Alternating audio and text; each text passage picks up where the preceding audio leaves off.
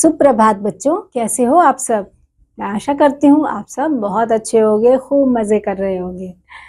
आओ बच्चों, अपने सामाजिक विज्ञान की कक्षा को आरंभ कर लेते हैं।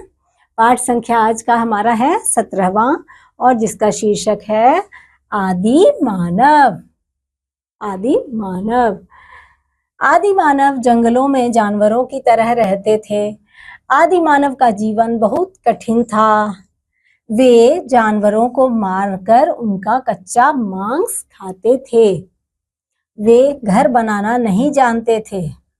बच्चों, यहाँ पर आप देख पा रहे हो आदि मानव हैं और इनका जीवन बहुत कठिन था। ये जानवरों की तरह ही एक प्रकार से रहते थे बच्चों, और ये जानवरों को मारकर उनका कच्चा मांस खाते थे। वे घर बनाना नहीं जानते थे, इसलिए वे पेड़ों की डालों पर रहते थे। कहाँ रहते थे बच्चों? पेड़ों की डालों पर। कुछ आदि मानव गुफाओं में भी रहते थे। कुछ समय के बाद आदि मानव ने लकड़ी और पत्थर के औजार बनाने सीख लिए थे। अब वह उन हथियारों से जानवरों का शिकार करने लगा। धीरे धीरे उन्होंने लकड़ी और पत्थर के कुछ औजार बनाए और उससे जानवरों के शिकार करने शुरू किए।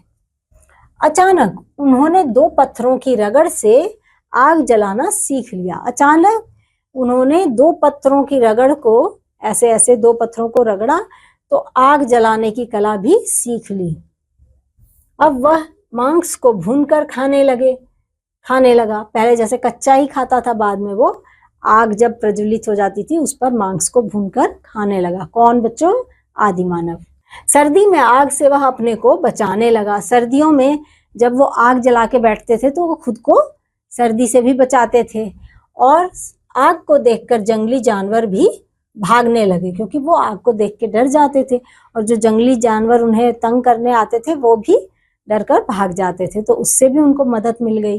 धीरे धीरे आदि मानव ने खेती करना भी सीख लिया। वह अनाज उगाने लगा और जानवरों को भी पालने लगा। धीरे धीरे देखो बच्चों, वो अनाज उगाने लगा। उसने झोपड़ी बनाकर उसमें रहना शुरू कर दिया। इस प्रकार उसकी कठिनाइयों का अंत होने लगा। उसने उन्नति के मार्ग को पकड़ लिया। इस प्रकार उसका जीवन ही बदल गया। अब वह सुख से रहने लगा है। अब धीरे धीरे वो कैसे रहने लगा? वो धीरे धीरे सुख से रहने लगा, यानी कि उसका जीवन जो था आदि मानव का काफी हद तक बदल गया था। तो बच्चों, आपने जाना इस अध्याय में कि पहले आदि मानव जो हम सुनते हैं वो कैसे रहा करते थे, उनका जीवन कैसा था, कठिनाइयों से कैसे वो अपना जीवन यापन करते थे, उसके बारे में। तो बच्चों, मैं अब आपसे मिलूंगी अगले अध्याय में। तब तक के लिए बाय।